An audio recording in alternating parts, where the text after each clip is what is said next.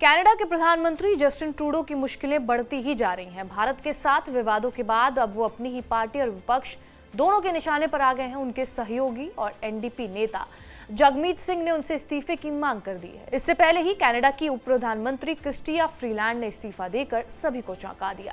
Liberal party के 1/3 सांसद नेतृत्व परिवर्तन की मांग कर रहे हैं और स्थिति ने कनाडा में राजनीतिक संकट को और भी ज्यादा गहरा दिया है। इस बढ़ते हुए दबाव के बीच जस्टिन ट्रूडो की नेतृत्व क्षमता और उनकी कुर्सी पर मंडराते संकट को लेकर कई सवाल लगातार खड़े हो रहे हैं।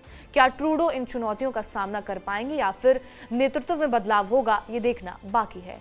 ट्रूडो के पुराने सहयोगी और न्यू डेमोक्रेटिक पार्टी के नेता जगमीत सिंह ने खुलकर उनके इस्तीफे की मांग की। जस्टिन ट्रूडो की लिबरल पार्टी के अंदर भी असंतोष बढ़ रहा है। लिबरल पार्टी के 153 सांसदों में से 13 ने सीधे सीधे उनसे इस्तीफे की मांग की है। अक्टूबर में 24 सांसदों ने उनके खिलाफ पत्र लिखकर नेतृत्व पर सवाल उठाए थे। वित्त मंत्री के इस्तीफे और पार्टी के अंदर बढ़ते विरोध के बीच जस्टिन ट्रूडो की राजनीतिक स्थिति अब कमजोर हो रही है।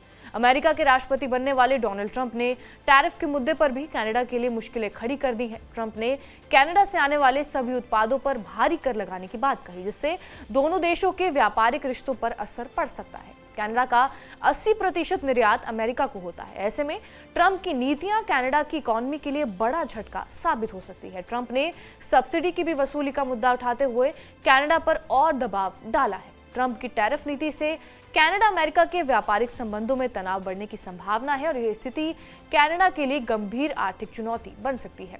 कनाडा में बात की जाए तो भारतीय छात्रों की संख्या भी लगातार बढ़ रही है और ये देश की शिक्षा और अर्थव्यवस्था में महत्वपूर्ण भूमिका निभा रहे हैं।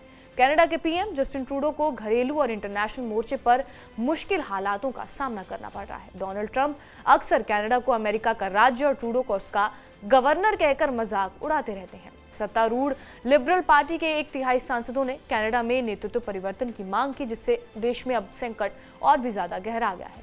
ट्रूडो ने अभी तक ये तय नहीं किया है कि वो प्रधानमंत्री के पद पर बने रहेंगे या फिर इस्तीफा देंगे। हाउस ऑफ कॉमन्स में 153 सदस्यीय कॉकस में से उनके पद से हटने की मांग करने वाले विद्रोही सांसदों की संख्या अब बढ़कर लगभग 60 हो गई है। लिबरल पार्टी के नेता ट्रूडो अपने मुख्य प्रतिद्वंदी कंजर्वेटिव पियरे पोलिएवर से सर्वे में 20 पॉइंट्स पीछे हैं, जिन्होंने सितंबर में ही ट्रूडो सरकार को गिराने और जल्दी से जल्दी चुनाव कराने के लिए 3 बार कोशिशें की थी। बहरहाल, आपका इस पूरी खबर पर क्या कुछ कहना है, हमें कमेंट करके जरूर बताएं। बाकी देश और दुनिया की तमाम बड़ी खबरों से यूं ही अपडेटेड रहने के लिए सब्सक्राइब करिए TV9 डिजिटल।